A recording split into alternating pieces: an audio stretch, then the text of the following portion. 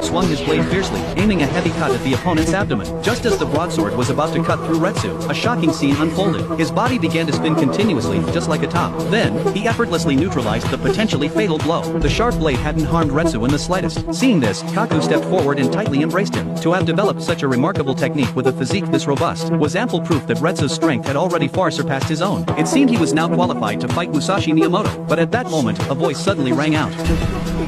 Motobe appeared abruptly at the entrance. In his view, this kind of technique was utterly laughable, because Musashi Miyamoto's blade could cut through even a feather with a single slash. This was because he didn't draw the sword with his hands, but with his hips. Motobe simply couldn't bear to watch Retsu throw his life away. If Musashi Miyamoto were to wield his sword, then even if Retsu had a machine gun, it would be useless. If Retsu insisted on challenging Musashi Miyamoto, he would have to get past him first. At that moment, Retsu understood his meaning. The next second, he violently punched Motobe, only to have his arm trapped by Motobe's neck. Then, with a forceful twist from Motobe, Retsu nearly had one of his arms broken, yet Retsu still refused to give up. He charged at Motobe once more, but this palm strike was seen through by his opponent. The next moment, Retsu punched Motobe hard in the abdomen, while Motobe seized the opportunity to try and disable his arm. However, Retsu braced himself with one arm. While breaking free from the hold, he landed a fierce kick right on Motobe's face. Struck heavily, Motobe was sent flying from the kick. He understood that defeating Retsu in jiu-jitsu was impossible, but what he excelled at wasn't limited to that. Assuming the stance for Iaido, he prepared to launch an attack on Retsu. Unexpectedly, the next moment, Kaku knocked him unconscious from behind. Kaku didn't want Retsu to get injured before the duel. As a martial artist, one must face an opponent at one's absolute best. This was also the most fundamental etiquette in a match. Soon, the day of the duel arrived. The arena was now filled with spectators, and the center of the floor was lined with various weapons. Accompanied by Baki and Kaku, Retsu entered the arena. Musashi Miyamoto was already poised and ready, fully prepared for a great battle.